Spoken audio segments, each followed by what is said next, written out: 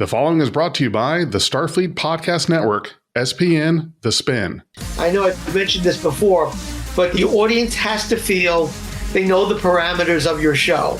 They have to know if they tune into an Antyllus episode, whether it's 1 or 24 or 30, they know what they're going to get.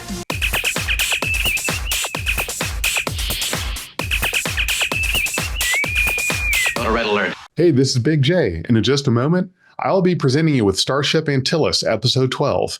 Afterwards, please join our Critical-not-Cynical review for our discussions and reactions to the film. Without further ado, here is Starship Antyllus, Episode 12. Captain's log, stardate 5440.6. The Antyllus has been cleared to continue her mission. We left repair base 145 2 days ago and have been conducting tests with our new systems. For the moment, all is quiet, and I feel now is the time to have my talk with Dr. Miles on matters of grave importance. I just finished with the crew physicals, Captain. Medically, everyone, with the exception of yourself, is ready to go. Excellent. And now we can discuss why I asked you here. You know, I'm curious. Ever since you got back from your temple visit, you seem somehow different.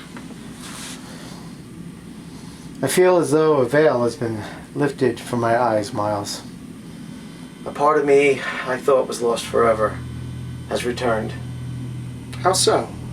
There are no words to describe what I've gone through. I've been so angry and sad over the loss of Natalie that it was eating me up. After my visit to the Temple of Vision, my desire to live and make each day count returned. The sadness has been relegated to the back, but it's no longer my dominant state of mind. You'll have to forgive my skepticism, Holt, but how can you be so changed by a vision? This wasn't like a dream. This was reality, with an overall purpose, to teach me, or to show me some higher truth. Nobody understands how the temple works. But no matter the reason, it has helped me. I'm on a new path now.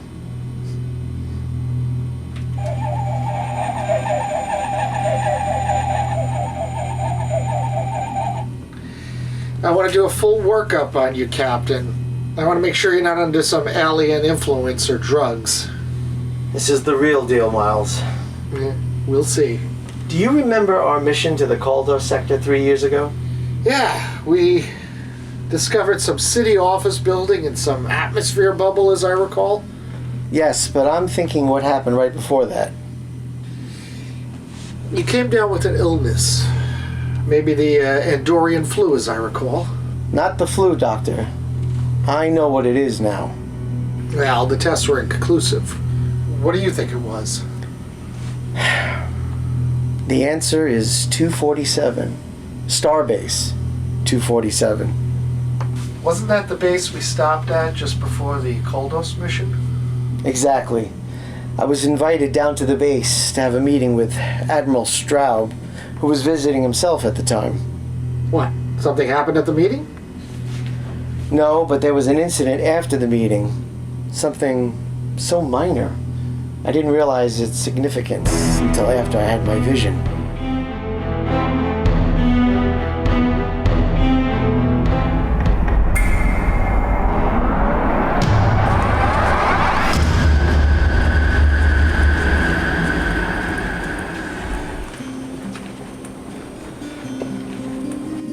What seemed like an accident was done on purpose.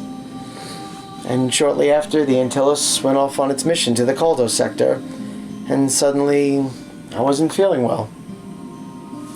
My God. You were poisoned. But who did it and why? I believe it was Northon, or somebody that worked for him.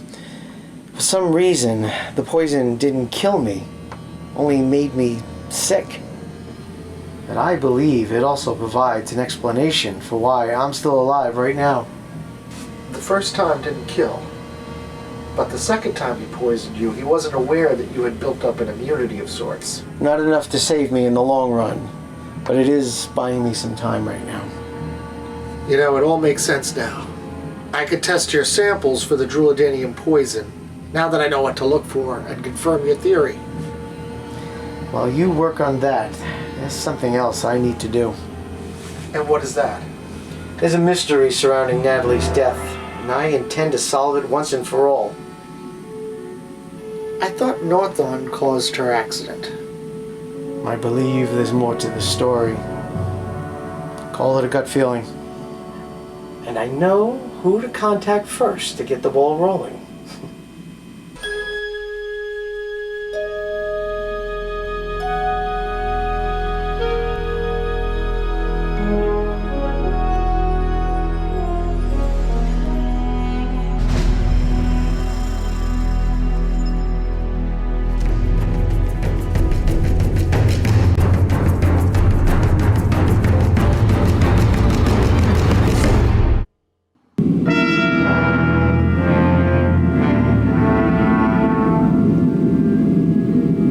Eric, right on time. It's good to see you again. Yes, and you as well, Captain. But, we're on a secure channel, quite alone. This isn't a social call, is it? Your instincts are right on target, my friend. This isn't exactly Starfleet business. It's personal. I'm trying to solve a mystery, and I need good people to help me. Let me just say this up front. If you're unwilling or can't help, there'll be no hard feelings. Captain. Hold. I've got you back. What can I do for you? It's regarding the circumstances of Natalie's accident. There was an official inquest at Starbase 247, and whatever they discovered has been classified as top secret. Even from a starship captain? So it would appear. Well, I have a knack for poking my nose where it doesn't belong. It annoys people, so that makes me happy. So, what can I do for you? Rumor has it that you know the security director's brother at Starbase 247, and that he may owe you certain favors? Yeah, a party with an Orion woman and he'll do things that get into career. Although he was fortunate that I was able to fix things for him. Although I had to burn a lot of favors to do it. So yeah, he owes me. Okay, that sounds promising. You want me to ask him about the inquest information files? If possible, I want a copy of those files. My instincts tell me it's vital. I'll see what I can do. But Captain, no one knows better than I do that there comes a point when it's time to bury the past. You can't bring Natalie back. Maybe not. But finding out what happened may allow me to move on. You know? Say no more. Let me see what I can do. It may take some time. I've waited this long. I appreciate anything you can do, Eric. But keep it as quiet as you can. I know there are people just watching to see if I mess up my command to get rid of me. I know the feeling. Don't worry. I'll be in touch. Hang in there, Captain.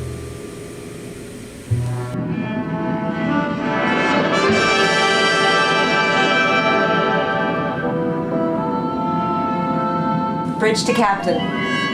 Incoming message. Pipe it down here, Starlin. Captain Allen, Admiral Hill, it's good to see you again. there is yet another crisis.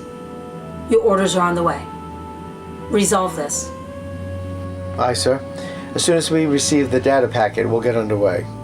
Hold. I knew I could count on you. Thank you, Admiral. We'll do our best. Admiral Hill out.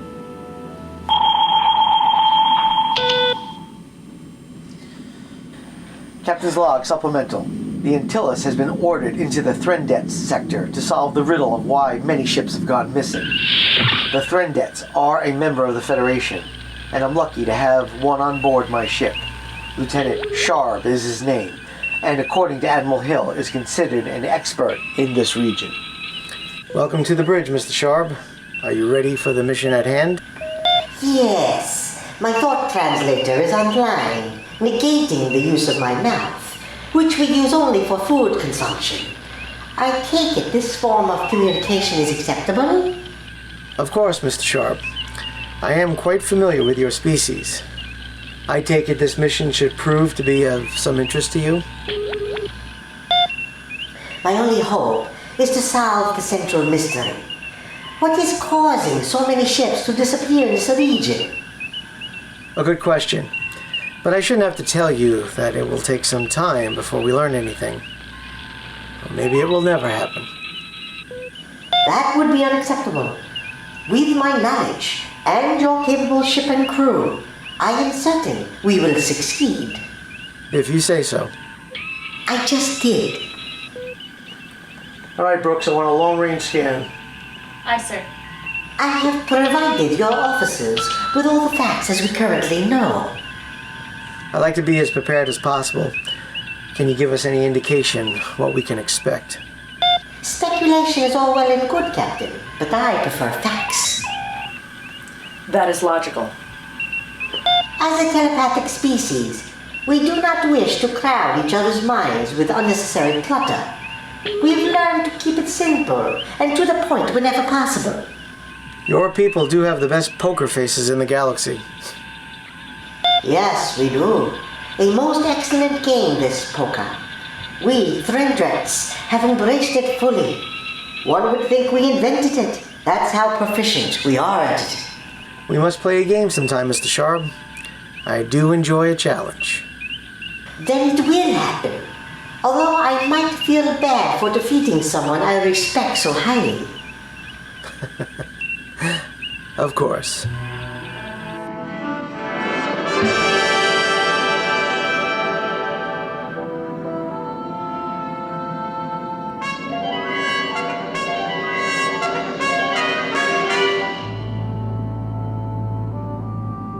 Captain, I've completed a full long-range scan of this sector. Excellent. Mr. Sharp, we have arrived. Are you ready to take the lead on this? Indeed. I believe you'll find that I am considered the ultimate authority when it comes to this sector and the strange events surrounding it. It's the reason why you're here, Mr. Sharp. I am very aware of your qualifications. You are most perceptive, a mark of an excellent captain. Science Station 2 is right over there. Feel free to use it.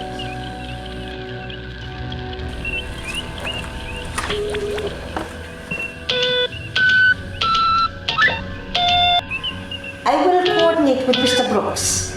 Having an extra set of eyes to back my observations is preferable. Coordinate with Mr. Sharp. Is that clear, Brooks? Aye, sir. Mr. Dizrak, I want your observation as well.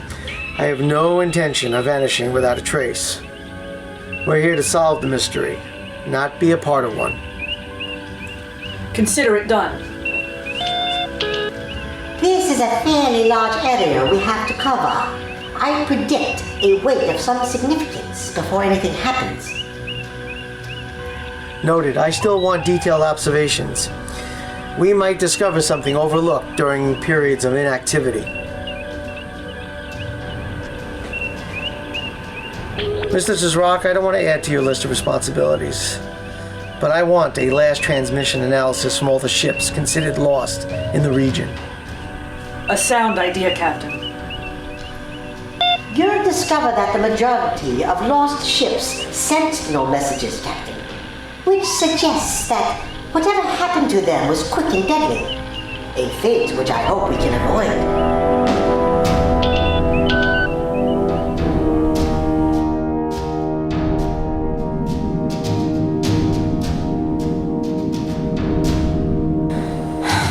Another day, another Federation credit. Bored already? The shift just started. You don't understand. I signed up with Starfleet for the adventure. Not the button-pushing kind. It's Theta 5 all over again. Well, don't let the captain hear you say that, or your department head. Theta 5 is the place you run away from, not comparing it to life on a spaceship. Easy for you to say. Enjoy quietly researching theories that swim around in that head of yours. Man, the more away from it all you are, the better you enjoy life. Am I right? As always, Sophie. Hey guys. Soph is looking bored again. Funny. We're off duty. Do you guys want to grab a bite to eat with us? I suppose, as long as it's not that awfully boring salmon from... There's that word again. How could you be bored with eating? It's not a crime to want some excitement in life. Don't say things like that. It only invites trouble. Not very scientific, Chris. It's still true.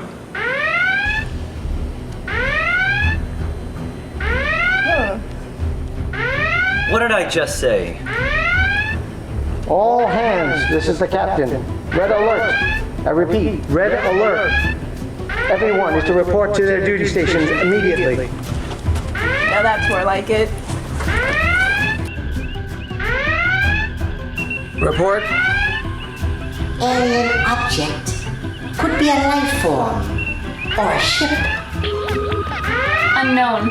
Nothing registers from the Starfleet database.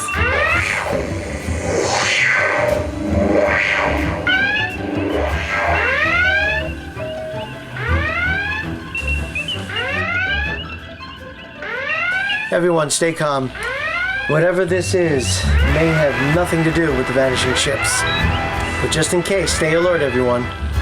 Shields and weapons at the ready. Standing by, sir. Readings are confused, Captain. How so? The object is reading as artificial and living at the same time. A possible combination of the two, or something else altogether. Anything to add to this, Mr. Brooks? It's not registering as a life form. Okay, let's assume this is a new life form. Let's stay with it, but not too close. I don't want it to feel threatened. Starling, keep an ear open for any transmissions it might be broadcasting. Opening channel, sir. All channels, all frequencies, through the Universal Translator. If it wants to talk, I'm all for it. Aye, sir.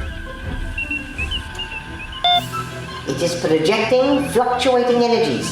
This is making it hard to get a read on it. When you say projecting, are you suggesting an attack? Hard to say. My guess, and this is all that it is at this stage, is that the object is protecting itself. Ah, I might be right. It is accelerating away. Captain, this needs to be studied. We shouldn't let it get away until we have a little more information.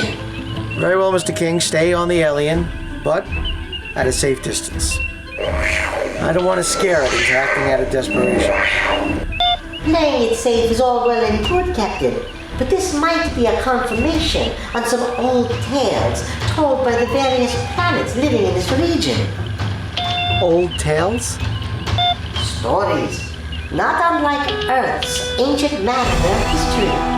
They reported strange encounters with unknown life. They referred to their encounters with things called sea monsters.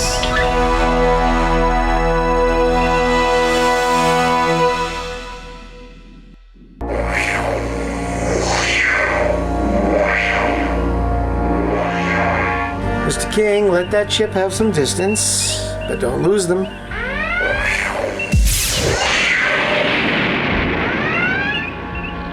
Well, they have my attention. Maintain pursuit, but do not return fire. The energy signal was powerful, but right now I can't say if they can't generate more. However, for the technological level in this sector, it would be enough to knock out the majority of ships that have vanished. Where there's smoke, there's fire, as the saying goes. But I want more proof before we presume they're guilty. In relation to the other missing ships, what is its location since attacking us? This is where the majority of ships were reported missing. Captain, either they are guilty of the attacks, or they may think we are responsible for them. We have to find out either way. This case can only be solved by knowledge. That object may hold the key to answering our questions. As Mr. Tzrak would say, that is logical. Navigator, helmsman, prepare to overtake the vessel. Red alert, everyone. Red alert.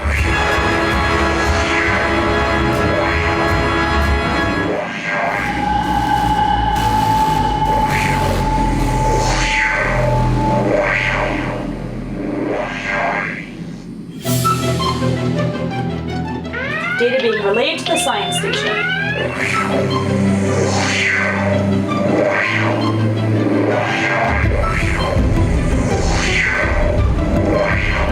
Closing fast. Bring us to a stop as well, Mr. King. Aye, sir. Readings are in flux. The alien ship, if that's what it is. Captain, energy readings increasing. Shields to maximum. Helmsman, back us up. Energy expanding. Explosion in 2 seconds. Hold on!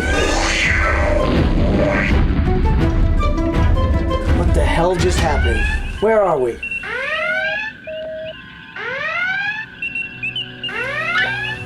A strange pattern has emerged. It is a corrosive zone, like a stomach of some giant organism. Hold our position here, Helm. We have to get out of here before the ship succumbs to the forces operating on it. We need to see if there's an exit out of here. Brooks, any luck finding an opening? Too much interference to get a clear reading. We need to reconfigure the ship's scanner to read flux currents. The weaker ones will be the nearest exit. It's essential we do it fast. The energy acid, for lack of a better term, is eating away at the shields. Soon, it will eat away at the ship itself. And that will be that. Agreed. And I know the team to do it. Lab 5, this is the captain speaking. Lab 5 here. Lieutenant, I want you and your team to reconfigure the sensors. As of right now, we're blind and we have nowhere to go. This is critical. We only have a short time before this area destroys us. Is that clear, Lieutenant? Yes, Captain. Let us hope there is time. Yes. In the meantime, does anyone have any theories as to what the hell happened to us? This is a multi-dimensional creature. Feeds off specific energies. Uses the butterfly to lure other ships towards it, and then eats it. I don't want to kill it.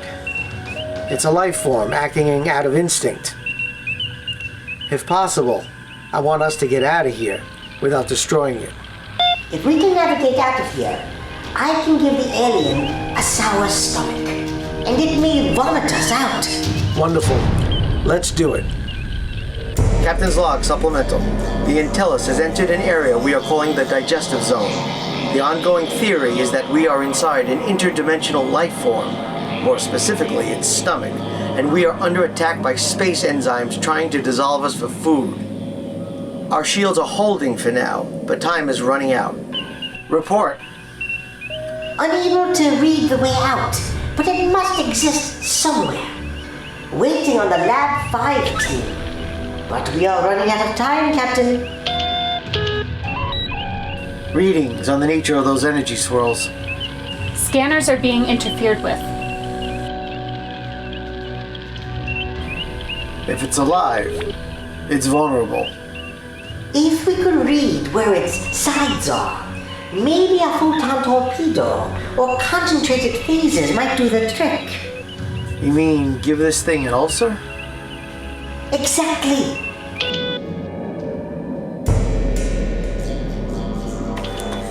Damn! It's okay, don't. The captain's depending on us. It's alright. It's going to be alright. Shield status. Captain, we're down to emergency power, sir. Damn. Contact Lab 5 for a progress report. Aye, sir. Mr. King, pick a direction, any direction, and prepare to warp us out on my word. Warp speed might not work in this environment, Captain. Impulse power will be available, however. Great. Just great. Mr. King, be prepared to use whatever we have. Yes, sir. Readings are off the charts. Lab 5 has an excellent interstellar scanner for this sort of problem. Activate sensors. Find us the way out. I see it. Coordinating with navigation station, now. Captain's log, supplemental. The Antyllus stands ready to fire an energy pulse designed to give this creature a sour stomach. This will hopefully give us a chance to escape the digestive zone. I have faith in Lieutenant Sharp, Brooks, and my science team. Failure is not an option with our very existence on the line. It's now or never, as they say. Prepare to fire the pulse on my word. All hands, we are trying to exit the zone. I want full power to the emitters. Fire the energy pulse.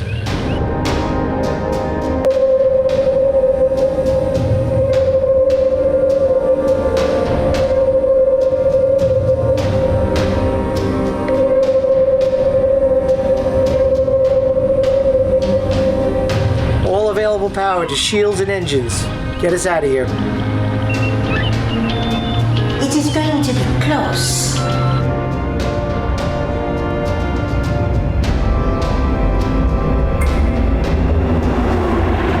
All available power to the engines.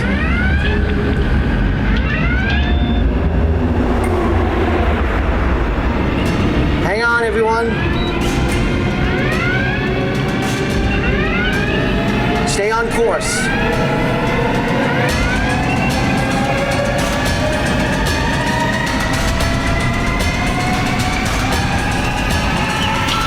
We're through, sir.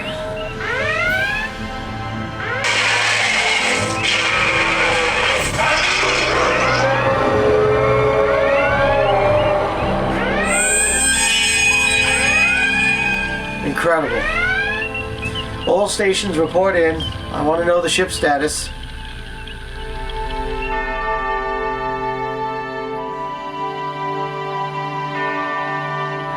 Well done, everyone. Especially to you, Mr. Sharp. I don't know about you, but I could use a few more Threndrits on this ship. But of course... Mr. Tzrock, we have to warn any future ships in the area if the butterfly ship makes a reappearance. Brooks, I want a full report. We have to give this information to the Science Academy. Yes, sir. Hopefully the creature will move on to another sector if it gets hungry enough. But all warnings will be out there. And that should be enough to protect everyone. The creature might have to go hungry for a while, but if we can prevent any casualties, I'm all for it. I concur. Excellent work by all involved. Lab 5 in particular. Impressive. Yes. I will go down there personally and thank them. They did an incredible job. Mr. King, set us a course to the nearest starbase. Yes, sir. Warp 2, if you please. It will take some time to sort out all those readings we got on the creature as we were leaving. I must say, Sharp, you did an incredible job. But of course... I can't wait for our poker game. You will lose. Maybe. But never count a starship captain out when the odds are against us. We do love a challenge.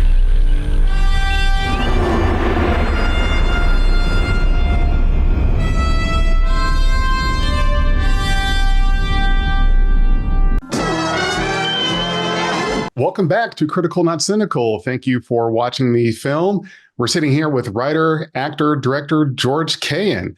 He's going to talk to us about Starship Antyllus in the episode that you just watched or listened to. George, thank you very much for being here with us tonight.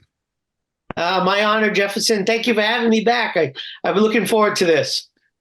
So to take us through your story, I know this episode, there's certainly a lot that you need to watch prior, and there's an ongoing series. But just for anyone who watched it and is like, wait a minute, what's going on here? Can you give like a kind of an overview as to where we're at right now in this episode of the story? Yeah, absolutely. That's a great question.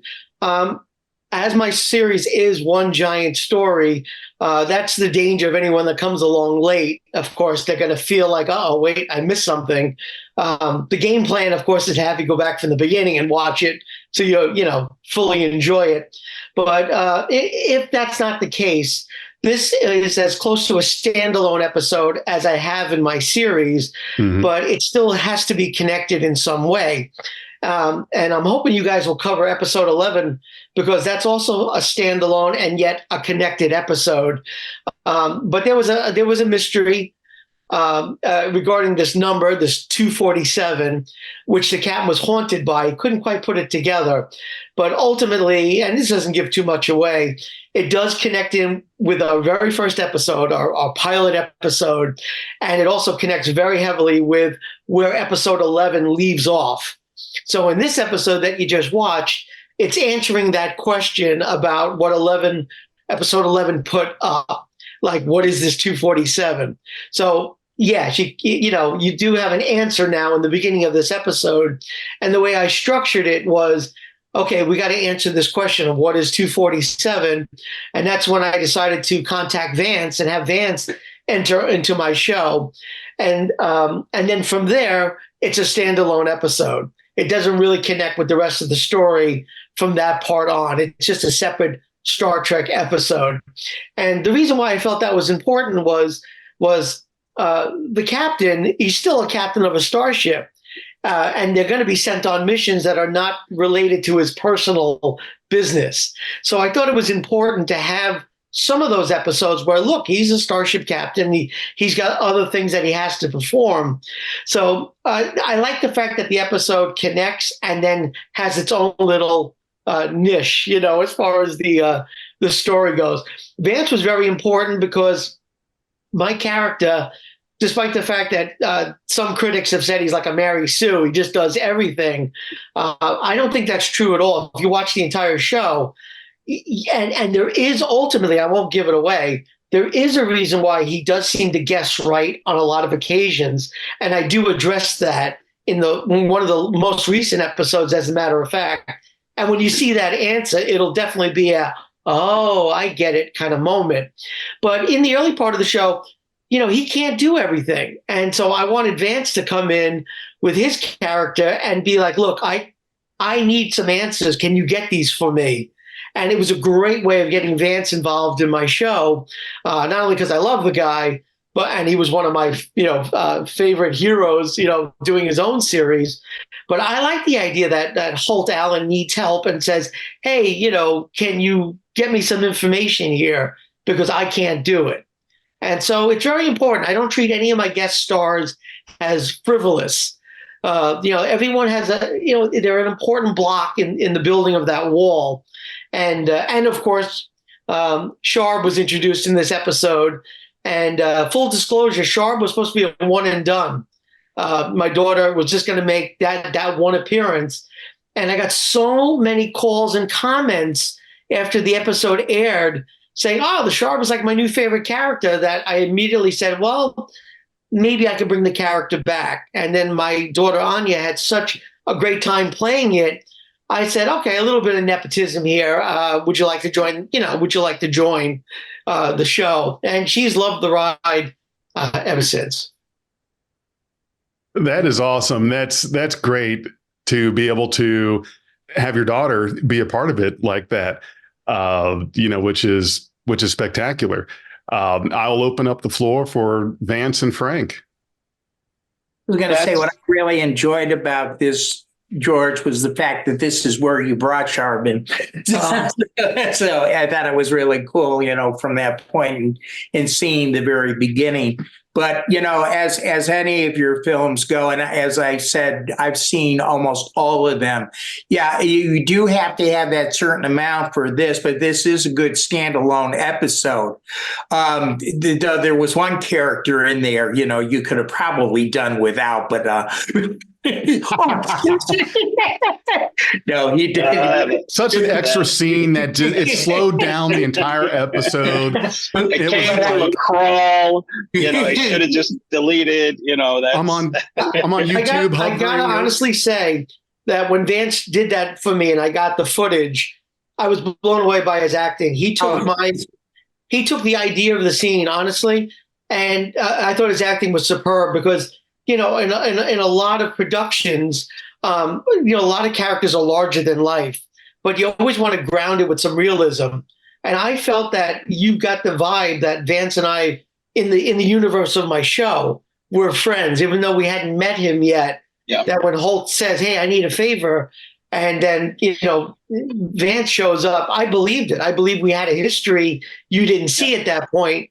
But Vance, acting wise, honestly, you blew me out of the water. It was absolutely gold to edit that footage and work with you on that. Thank you. Yeah. No, the thing I enjoyed about this was it's always kind of different. Having made my own films, you have your own outlook on a character, but it's always interesting to kind of step into someone else's sandbox. Like Joseph Pita, Gary Davis, Josh.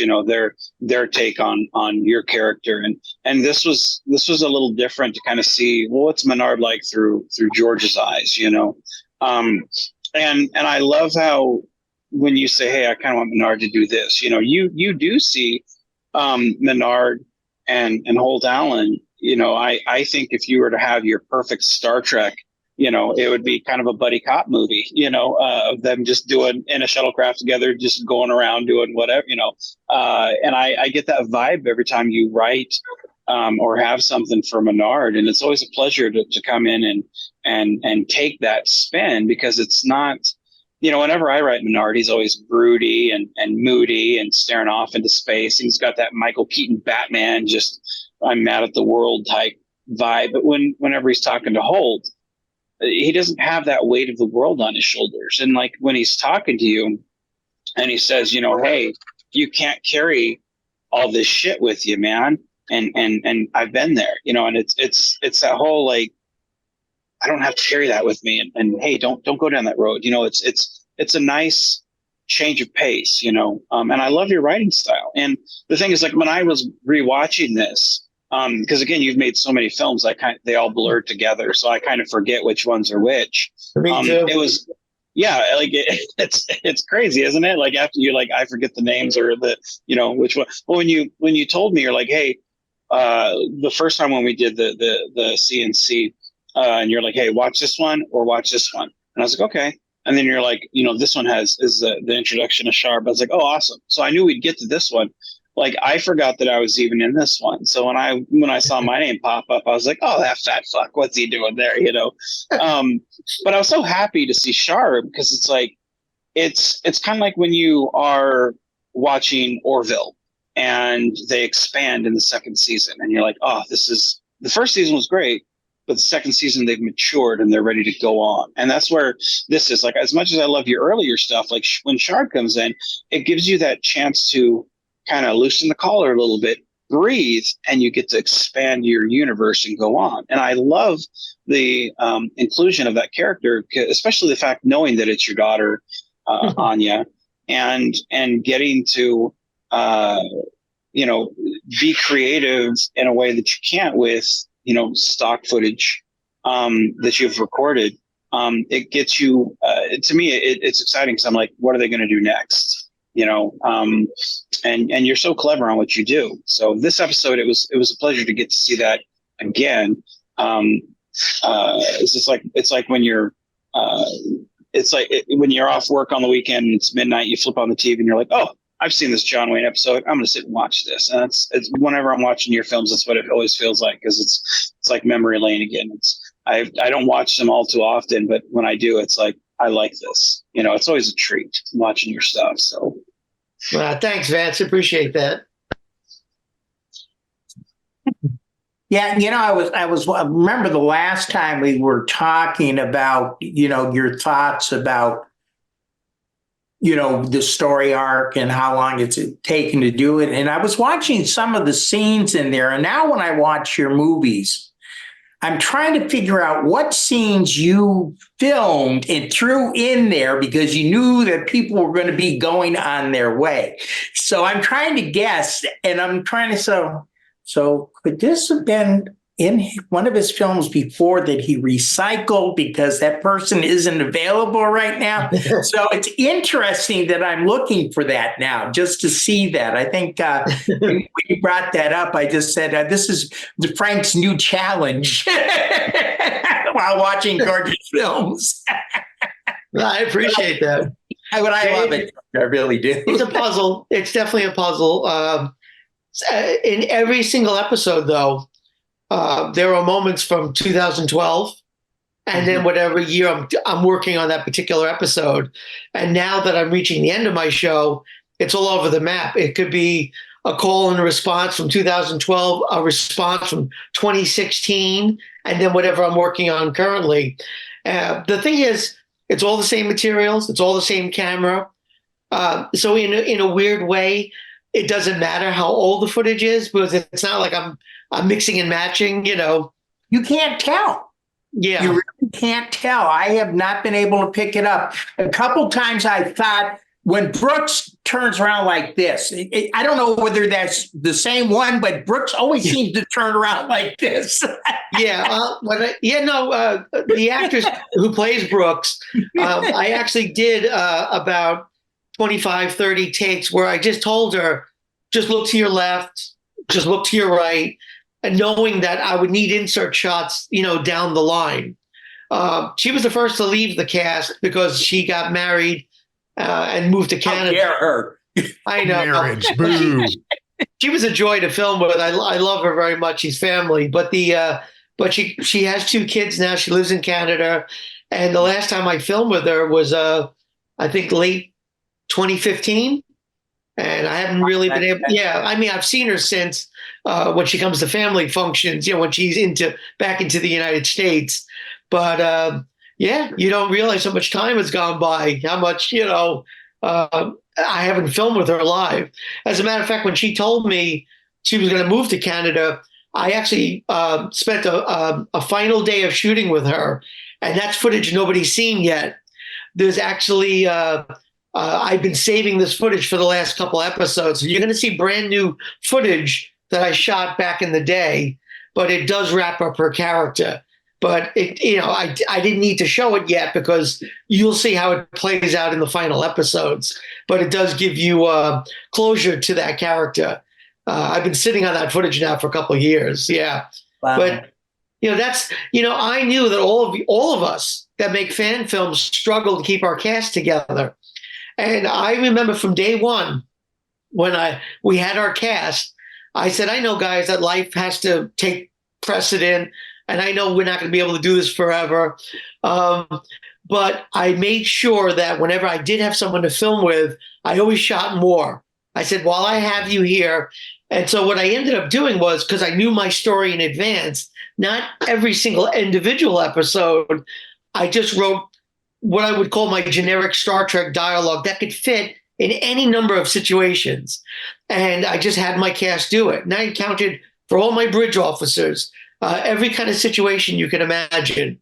I had them say things in times of stress, in times of, they're heading for shore leave, whatever the situation was. Every one of my actors had that about 25, 30 lines that I could now place in the future. And I'm so glad I did that because you know what? People change a lot. And I'm so glad for continuity because in my show, not a lot of time goes by. I think in total, if you watch all 30 episodes, it's like a 3 or 4 year time period. And yet in real life, you shoot someone in 2012, 2013, and then shoot them now. People change in a very short time. Well, especially your daughter, when you have your daughter on there, and Royce, the same thing. She's almost as tall. Yeah, she's almost as tall as me. Yeah, it's incredible. So that's the. I know. For me personally, like I started shooting Constar, the motion picture, and we started the first scene. It was, I think, 11 months ago. We started writing and getting everything set up. And we shot scene one, I think it was maybe October or September of last year. And you watch the footage, because we've been shooting like one scene a month of the film. And we just got done shooting, I think, his almost next to last scene that he needs to shoot before we actually go to the studio in September. And he's grown just as an actor, he's grown so much, but as a kid, he's grown so much from that very first scene. And we've shot in synchronous order, you know. And it's just, man, in just that short amount of time, and it hasn't even been a full 8 months that we've been there. And I can only imagine Anya, how she's grown, you know, from the very first episode that she's been in till now, you know. I mean, but it's also history that these kids have gone through, their history that they've lived it, you know, and that's amazing. It's so amazing. See, what you have to do is what I did. Let your kids grow up before you Shanghai one of them. Because I've got my daughter, my baby in there now, Shannon. She's playing an ensign called Beverly Long, who is my mother's maiden name. Oh, I do things like that. George, you raised an interesting question that I had. So you're talking about filming extra, which I think is a great idea.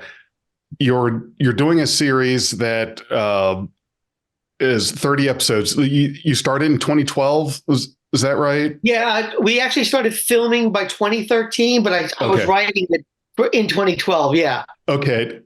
Well, and there are a lot of different TV shows you can use as an example. Even Star Trek. Not every series, but I know TNG is one. You can tell that they changed their camera at some point there. I think it was around maybe the third season.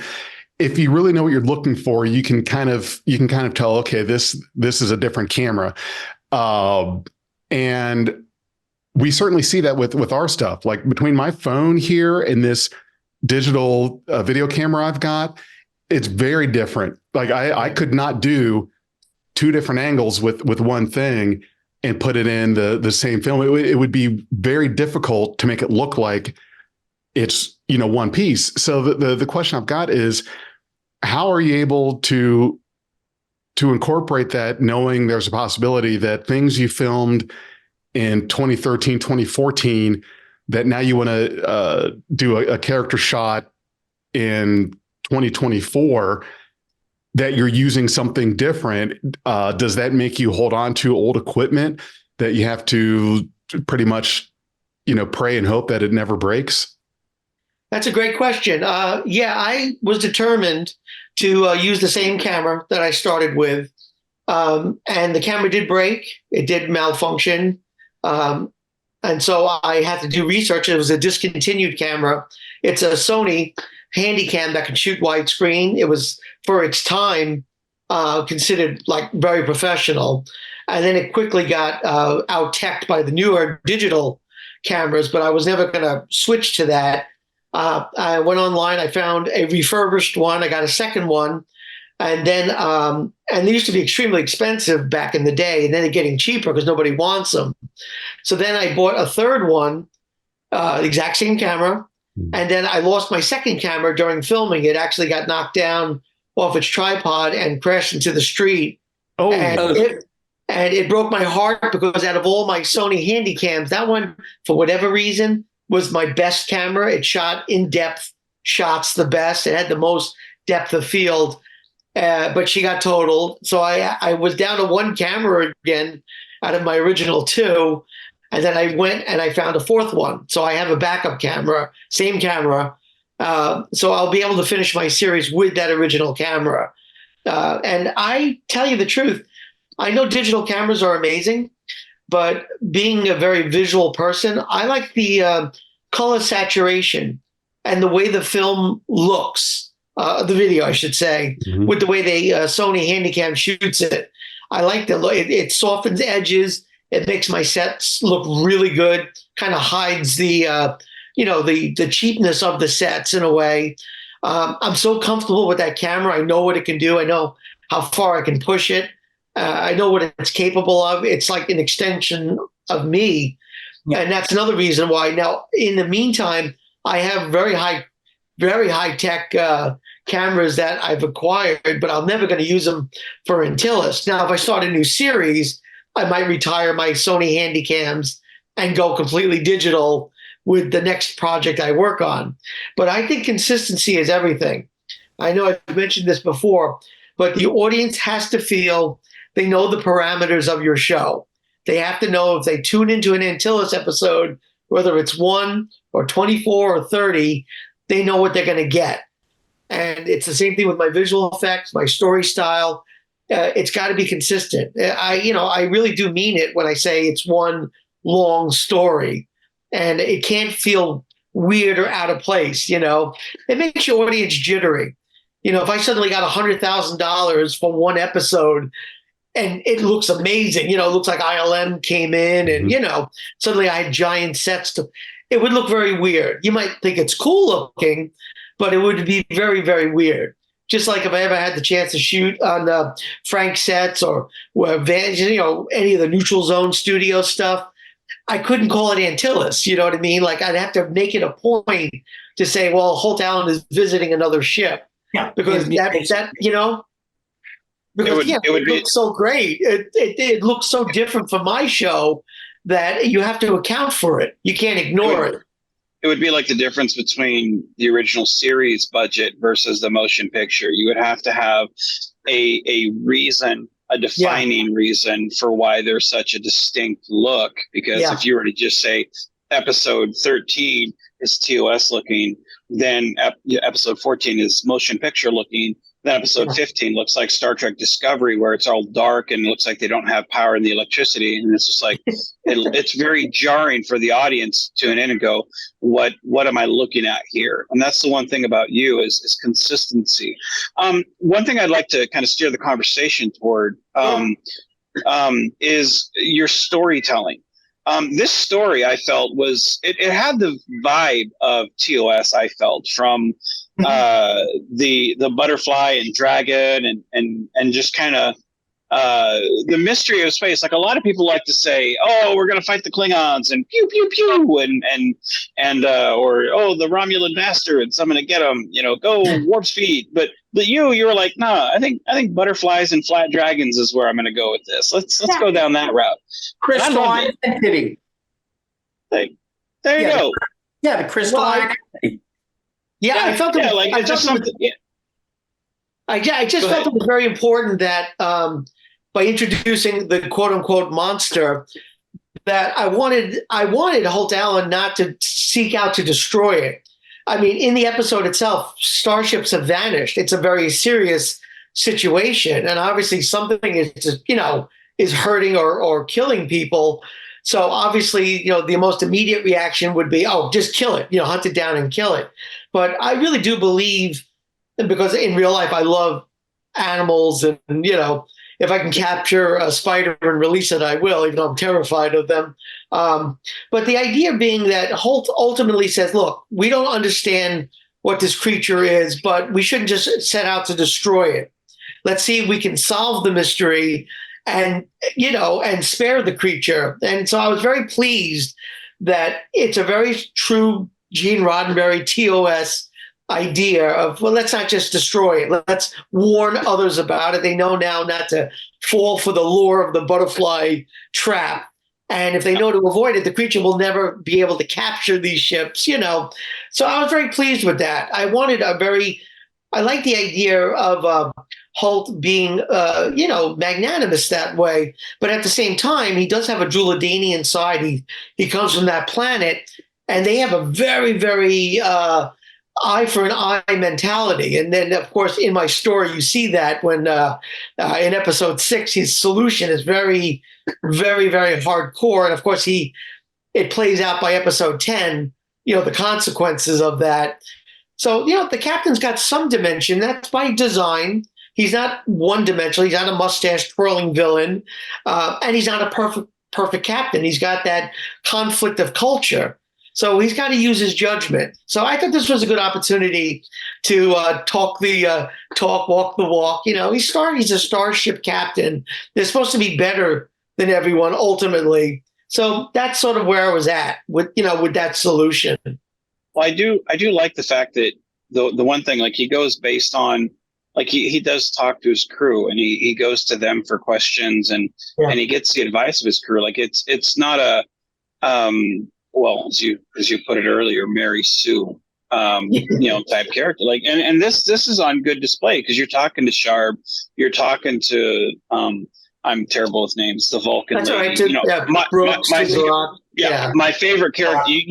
That Vulcan lady is my favorite character in your show. I love that character. You know that I was, before I found out about the stock footage, I was like, dude, can I have a scene with her? I love that. I love her. And you're like, I can't do it right now. And I was like, no, I know. I'm sorry, man. It's all good. My heart was broken that day because of a Vulcan, Can I just say to you right now that I'm sitting on this footage in the upcoming episodes. If you're a Tazarok fan, she has got 3 episodes coming up, in the remaining 6 episodes, a lot of screen time. I mean, I've been saving it, but if you're a Tazarok fan, you're in for a real treat coming up. No, I will be the first one to be clicking that like button. So I can't wait. But no, like, that's the thing I loved about this, was the fact that you go to your crew, and it's to me, this is a very Star Trek episode. It's a great episode to turn anyone on to not only Starship Antyllus, but just, hey, if you want a good feel-good episode of Star Trek, turn on to this. It may not have the budgetary, of Star Trek, but hey, if you just like a good old classic episode of Star Trek, here you go.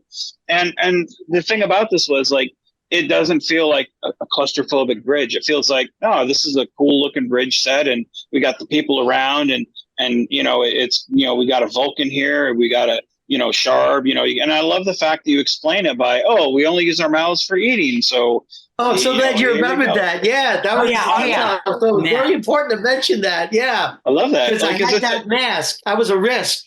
I was very scared. I really was. I was scared, but I said, you know what? If we're going to go with the mask, we do have to account for why the mouth won't move. And I like the fact that Sharp said, look, I talked through my bracelet. I only use that for eating. I hope you understand. And I love that, because it gives you a grounded reason why that creature won't talk, Yeah, no, it was very smart, because, again, like, coming from a no budget production myself, it's like you have those constraints. Or, I mean, you could have gone the route of, slid the mouth open and do it poorly, and you were like, man, I'm not going to go there. I'm just going to, here's a real world excuse for we only do it this way. And to me, I did an animation test, Vance, where I did animate the mouth later in post. But I hated the way it looked. It didn't look right. I think that would have detracted. I really think it would have. Yeah. Well, right on the money. I was going to say, George, 2 things. First of all, I don't understand why you were, worried about Sharp. You had him on. But the thing I was going to say is, what I enjoyed was the fact that you brought part of the crew that we had never seen before. Yeah. 5 different people in there. And to me, that just expanded upon the universe that, it's not just the bridge crew. He actually does have a crew below decks. Yeah, I thought that was important, Frank. Yeah. You will see more of them, by the way. Again, I always like to parcel out my footage. And I have been saving some of that, as I'm concluding my last 6 episodes. Now I don't have the excuse of hanging on to any of this footage. Yeah, right. There you go. Yeah, so you will see those. They were great people to work with. I wanted to show that there were other members. As a matter of fact, not to give anything away, I have a film day coming up with a whole bunch of new people, beautiful young people that we haven't seen before, that look good in the uniform. They're just in the prime of life. And not those of us who are prime beef. I mean, yeah. Well, it's funny. I don't know if you guys knew this, but when I first wrote the captain's role, I was very heavy, and not in the way that you would think. I was bloated badly because I was suffering from an asthmatic condition, and the medicine they put me on bloated me terribly. And it had nothing to do with diet. It was water retention. And I said, you know what? And this wasn't vanity. Again, I try to ground everything you see with realism. And that's why by episode 2, you find out that the captain is from a heavy gravity world. Because at the time, I didn't think I'd ever be able to shake the bloat. And that's why I think for the first 2, 3, maybe 4 episodes, I'm terribly heavy. But then they weaned me off the medicine, and then the weight started coming off. And so I just kind of dropped that aspect. It's not that it's forgotten. I just didn't need to mention it anymore because I lost over 100 pounds ultimately. Wow. Because at the height of my bloat, I was 263 pounds, and I'm down to 160 right now. So it's a big difference in weight. But I didn't need to address it anymore. But I knew the criticism was going to come fast and furious. Oh, why is the captain so fat? And, so I had to ground it in, there's a reason for his physiology. But when I started losing the weight, I was going to address it originally. And then I said, you know what? I don't need to mention it. I don't think it's an important story point, but thank God I did. Thank God the bloat did go away. But my health it's very tenuous. My diabetes really kicked my butt very badly. And I had spent 11 days in the hospital, and it was really bad for a while there, but now it's under control again. So I survived long enough to hopefully finish my last 6 episodes and, escape this whole process. Well, I just found out that I'm diabetic. Oh, so I'm so sorry, Frank. I wouldn't wish it on it. Yeah. Yeah. So, but fortunately, I don't know if you noticed on the camera, but the day I found out, I stopped eating bread and everything else. And I've actually lost between 25 and almost 30 pounds in the last sugar and the process. Yeah, Frank. Yep. Good job. Yeah. So the thing is, as a matter of fact, I was at the doctor's yesterday morning, for a checkup, and he was saying that he was very pleased with the fact that I dropped all the weight. And he said that hopefully now, because I haven't been to the diabetes clinic, I keep on not able to schedule, but I have a schedule next week. He said that he took my blood again, and he's hoping that we can control it with diet and no meds. Yeah. So we'll see. Yeah, they had put me on insulin, the injection. Oh, you were on insulin. Okay. Yeah, I was so bad. My blood sugar was so off the charts. They actually had said to me flat out while I was in the hospital, they could not figure out medically why I was not in a coma. My sugar was so high. It wasn't close high. It was. Wow. They have never seen it that bad. And what happened was they put me on the shots on the insulin, and for several months I was on it. But then the miracle of miracles happened where, because I cut out all the nonsense, the process, the amount of sugar I was taking. I was drinking about 9-10 Red Bulls a day before I went to the hospital. Yeah, that will do it. I was eating a box of donuts, because I just eat my way through the day. I cut all that out, and my blood sugar returned where my A1C was in the perfect zone. My blood sugar, which was over 300 at one point, which if you know your blood sugar, that is considered insanity. It's down to 140 now. My blood sugar is in the safe range. And but I didn't come out of it undamaged. Unfortunately, and hopefully you'll never be able to tell, both my feet are destroyed as far as my nerves. I can't feel both of them. I had to relearn how to walk without feeling my feet.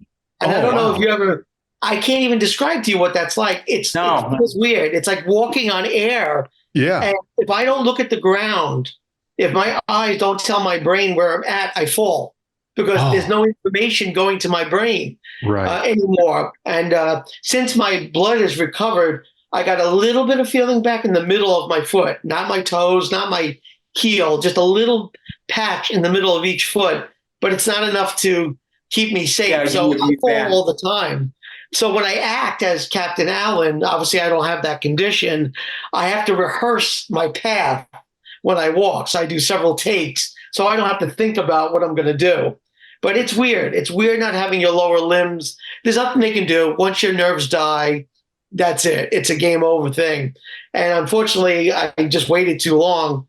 And then once I left that hospital, I was alive, which was great, but not without collateral damage. But yeah, a lot of people don't know that about me. But yeah, I have not. It's been about over 2 years now. I've not felt my feet, and I miss it. It's very weird to miss a part of you. I feel like it's like an amputation. It must be like that, where you're missing your limbs, but you feel there's something down there. Yeah, that phantom. I've heard of the phantom limb. Yeah. Matter of fact, there's something that's going around. I've seen a couple times on YouTube and in the memes where they have this where they put a fake hand where you can see it, and they put your real hand on this side with a barrier, and you're stroking both the fake hand and that until you can actually feel that. Then they take the hammer, they hit it like that, on the fake, but you actually feel something. So, it's funny how the mind works. It is. And I got to tell you something.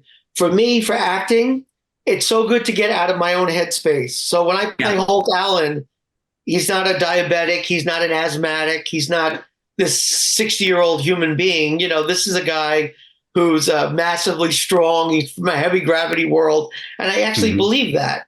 So for a little while, it's good to get out of my headspace and to play that character.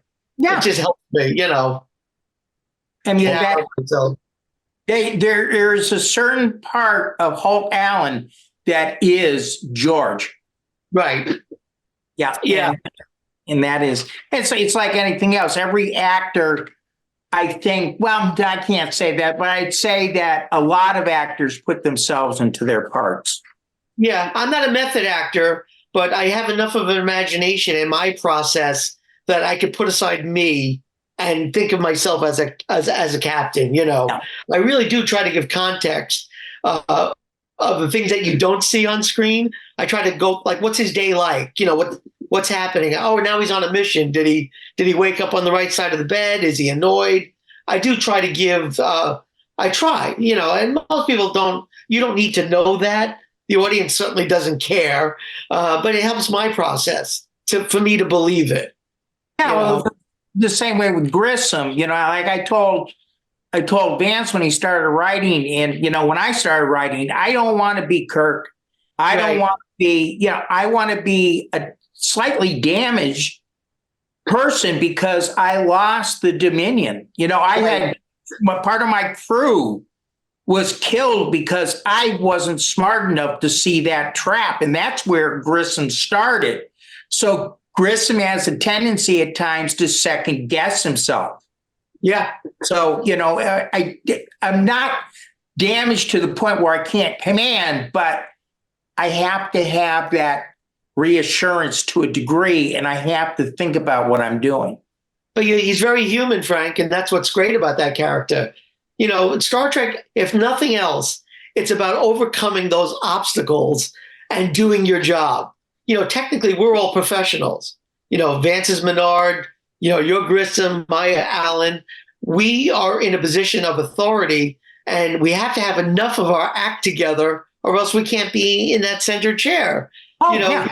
So, but the audience loves also that reachability, or that's something they can relate to, that despite the fact they have personal hangups, they're good at what they do.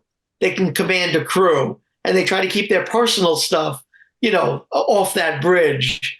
But it's important for the audience to see that. I mean, that's the bare bones of drama. You need that. If you write your character as perfect, you better surround himself with damaged people so you have a little bit of contrast. Right. Otherwise, it's boring, and anyone that calls, and I, for whatever reason, particularly early in my series, Holt Allen, a lot of my critics were like, this guy's too perfect. He always guesses right. He always seems to, be, a Mary Sue. And I was always like, well, you haven't seen my full story.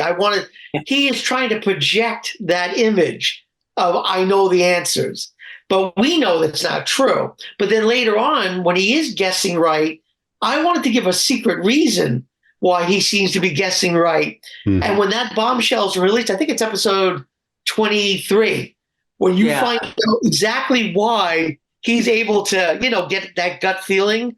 It's such a bomb drop the mic moment, because it does show why he was able to do that.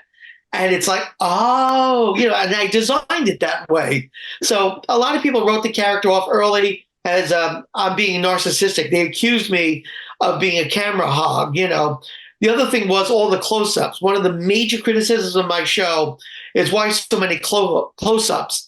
And the reality was, when I lost my original location, my original bridge after 2013, I got married, I moved. I was already married, but we moved to another smaller place. The camera could not get any length or distance away from my actors. The only thing I had left was the tight medium or extreme close-up. And I could only hope to match what I had shot back in 2013. You're in a small room. Yeah, it's crazy. I had no choice, could not get that camera. I actually had my camera against whatever wall was there, as far back as I could. But yeah, you have to do that sometimes. I mean, my ready room is not that big. And one time we had it in the back up there going, are we focused on anything? Yeah. You just don't. It's only now that I'm back in my parents' house, and but even then I only got half the space, that I had originally. Before, So I still can't pull that camera back. And all that stuff. Well, the problem is the basement was now full of my parents' stuff in the interim in the last 10 years. Of course. I couldn't believe how little room I had, but I was able to still build that kind of horseshoe shape in the one side where I used to have both sides. But yeah, I cannot get that. I know I'm a filmmaker. You can't, and it's not that I'm above criticism, but when they say why the close-ups, I answer them in the comments. I use close-ups, mediums, whatever I can, but a lot of times, you're stuck with what you got. You got to make use of what you can. Well, it's like when people were picking on the fact that everything was a comm box. Well, what could you do during COVID? You weren't going to get people on the sets. Okay, if you want a fan film, what's the best way to do it? Comm box. Yeah. And I think a lot of good things came out of comm box. Yeah, there's nothing I think Vance mastered that art of that style, and I never thought of it after a while. Whenever I watched any of Vance's work, I just enjoyed his characters and his story. It wasn't until after his show was kind of done and I went back and I rewatched a lot of his episodes. Anya and I love to do that. But that's when you kind of notice that style. You say, oh, yeah, I didn't even think about it, but it makes complete sense. But the thing is that's what a lot of people don't see. We are not out there to have the glitter and everything else and the super special effects. We're telling stories, and that's where a lot of people don't see it. They're not seeing that we're trying to tell a story. I mean, I could tell your story in TNG era. I could tell your story on Orville. It just depends, because they're all stories that revolve. They have a theme. They have, in your case, a progression. Right. And you're trying to go someplace with it, and you have it all mapped out. I mean, what did Gene say? Wagon train to the stars. Right. Yeah. I mean, it's I think I talked to Jefferson about this. It is an advantage to knowing where you're going. It takes a lot of pressure off you.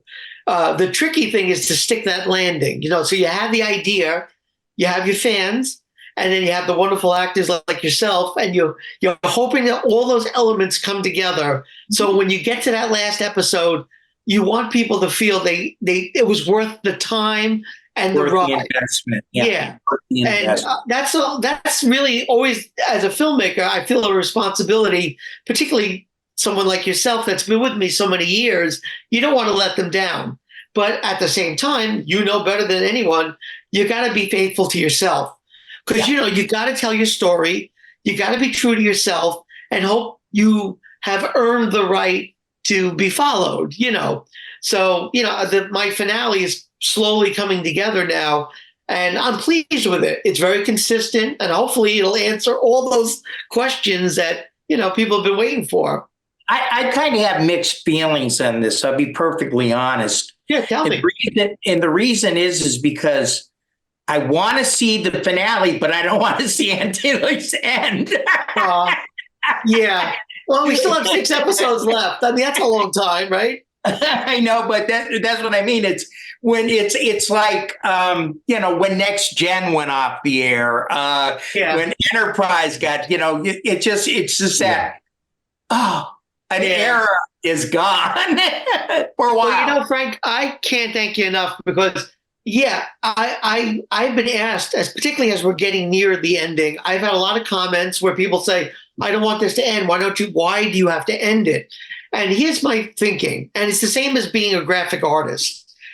You want your portfolio to get you the next job, but you don't want your portfolio to be so big that they're like, oh, there's more of this. Mm-hmm. I really did want to, and having Jefferson as part of this, I want people to love it for what it is, but not overstay its welcome.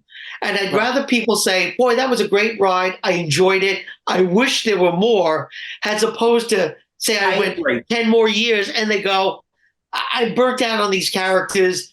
The show is listless. It doesn't seem to have a reason, So I always said from the beginning, I need to tell my story. Now, again, I did change my game plan a little bit because originally it was only 20 episodes. Right. And I said, you know what? I need more episodes to get to my ending. Mm-hmm. So, I feel 30. It's a nice number. It doesn't overstay its welcome. And it's certainly long enough for you to get to know the characters. But I said this to Jefferson too. If, for whatever reason, something at the end of the whole shebang, maybe a year goes by or whatever, and I say, I have something else to say with Antyllus, I could always do a one-off standalone like TV movie. You know what I mean? Mm-hmm. Because I can always go back in time. That obviously, I would never, the ending, I'm not going to even get away. Don't worry. But the way it ends, you'll see why I won't continue it. But at the same token, I can always go back in my own timeline and say, let's have another adventure. It won't affect the overall story, but you might see these characters again. I can always do that. But there's always that ability to go in. Yeah. And Vance does that all the time. If you look at it, he'll have the end, and he'll still be creating in there. It's sort of like what was Slaughterhouse-Five, where you wake up in the morning and then you live your life, get shot, wake up and do it again. Yeah. I mean, I love these characters. Look. To be honest, I'm never going to get this kind of fan base no matter what I do. If you look at my other videos, my non-Trek projects, there's just not an audience for it, even though they like you. Mm-hmm. And a lot of the actors are from my Star Trek series, but people like what they like. They like Star Trek. It's its own bubble. And believe me, I could be selfish and say, well, if I want the views or if I want that kind of audience attention, I'll just stick with Star Trek. But, I've been a filmmaker since 1978. I've done more non-Star Trek projects than Star Trek projects, but I'm mostly known for Star Trek, and that's great. But I do have all these other stories I wish to tell. I just need to do it as a filmmaker, but I'll never say never. And again, the reason why I do any Star Trek is an idea burns in the back of your mind that says it has to come out in this format. I must come back to this sandbox. So if I ever get a hankering, say, to work with Jefferson again or you, Frank, and it's in a Star Trek context and it makes sense to do that, I would do it. I would gladly do it. But again, I really do believe in being at least faithful to the current plans. I'll finish my Antyllus show and then reassess. You know what I mean? Yeah. But of course, adding to it, it never gets done. Yeah, it's a tapestry. Right. Does the bed need another pillow? I don't know. Right. I don't know. But again, a Star Trek's always near it. It doesn't mean I'm walking away or I wouldn't be a fan. I'll always look forward to seeing something Jefferson's in, or you, Frank, or Vance. I'm not walking away from fan films. I'm just sort of completing my ride for now. Now, whether that's temporary or my final adios, I don't know. And I'm not being coy when I say that. I'm not trying to milk the drama. I'm being very honest. But I can't even think ahead right now. I'm working on the last 6 episodes. I'm a little overwhelmed. I can't even imagine doing one more thing, Yeah. As a matter of fact, I was in Joseph Peter's cameo. He asked me to be in his Bomber Girl film. I had to shave for that. And I had to figure out a time I could shave, play the role that he wants me to play, and allow myself to grow my beard back to start, filming again. Well, that's going to be tricky. It was tricky. Yeah. So I shaved, I filmed, I sent them the footage. I'm glad I did it. But it was like one more thing on my menu, to do. I had to do that for Dive because Vance wanted us to look younger. And I said, well, I should shave. So I shaved and I said, well, am I going to shoot? But not only that, it's not just this film, but I had stuff I'm doing for Rain Cross, stuff I'm doing for Vance again. So, you got to be careful. Yeah. On when you do things like that, because you got to keep consistency. Yeah. So I said, well, it's going to be a couple weeks. I know how fast this thing grows back. And so I shaved it. So I know, but nobody thinks about that, Nobody You're right. You're right. I need about 4 days, to get my beard is just starting to come back in. I need a good 4 days. But it's scary because then I'm always worried about that phone call where one of my actors goes, "I'm free," and you're like, "Oh, I'm not ready. I'm not ready." Out there with the yeah. Oh, yeah, like this masterpiece right here. This takes a few weeks to get, and then it gets full after about a month or so. So yeah, if I'd ever had to play my character as a younger version, I'd have to be careful with if shaving becomes one of those things, because with no hair up top, I want to go with a mustache. Like if I did anything to look younger, I wonder what I'd look like in a mustache. It's been a long time since I've done that. 70s mustache. Yeah. Like a porn star mustache. Exactly. Jefferson, you got a very young looking face though. That's right.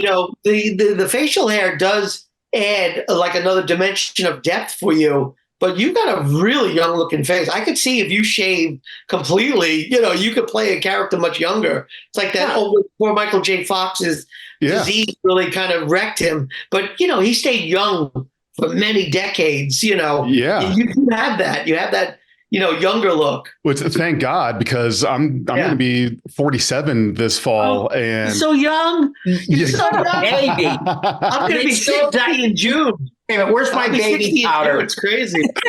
But what's funny?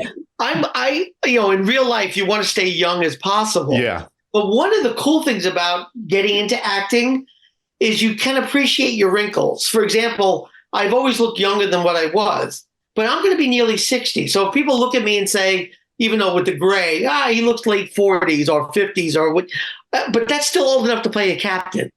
Yeah. I could defend it. I could say, look, if you look at me close up, I got the wrinkles, I got the gray hair. You can't accuse me of being too young to be a captain. And so in a weird way, I'm grateful for it. The facial wrinkles, it adds a little bit of a maturity to it, Yeah. Well, yeah. People have told me I should be commanding the USS Noah's Ark. But anyway. No way, Frank. No way. You don't look that old, though. Unless you let I'm your beard 70, George. I'm 70. Frank, you've been on the bridge since Jesus was an ensign. I think it was a midshipman, as a matter of fact. Frank, the only way I'd accept Noah's Ark is if you grew your beard like down to the middle of your chest, with that really long. That's the only way I would accept that. Because again, you look much younger. Seriously, I know age is just a number, and it really does depend on your personal health. Mm-hmm. But when I was in my 20s, despite my asthma, I couldn't gain an ounce. I could eat and run. I miss that time. So then middle age kicks in. You got gravity, and then now suddenly it's like diabetes is like becomes the dominant factor of your life. So you got to use it to your advantage. So obviously I'll never play an ensign. So if I look old enough to play a captain, I'm grateful for that. Right. Because that's where our believability comes in. Honestly, I mean, and I'm sure Jefferson, you probably feel the same way. When you look at characters and they're too young, it takes you out of it a little bit. You know, if you have kids playing bridge officers and they're all very young, good for them for being young. But as an audience member, right, you're going to look at that and say, are you really bridge officers or are you kids playing bridge officers? Yep. It's very important that people look age appropriate. Yeah. You know, to give it a level of realism. You're right. And I want to wrap us up because our goal of a 30-minute discussion was overshot by an additional 30 minutes. But you're absolutely right. There have been films that I've watched where you're correct. It looks like you're seeing kids as officers on the bridge, and it kind of takes you out for a little bit. But George, thank you so much for joining us tonight and talking about your film, this episode 12 specifically, and just the story as a whole, and all of your stuff inside and outside of Star Trek. So I appreciate you with that, and looking forward to seeing more of your films. Oh, great. Thank you, Jefferson, so much. And Frank and Vance, you know, you guys are like family to me. And let's do another episode. You know, there's always more to talk about. That's great. All right. I agree. And I enjoyed talking to George. Thanks, Frank. Yeah, I really do. I do too. Me too. Okay. So the audience, thank you for watching or listening. Live long and prosper. If you enjoyed this podcast, you can support us at patreon.com/BeyondTrek. We are Beyond Trek Podcast. Lower your inhibitions and surrender your ears. We will add inspirational and hilarious Trek content to your day. Your attention will adapt to subscribe to us. Resistance is futile.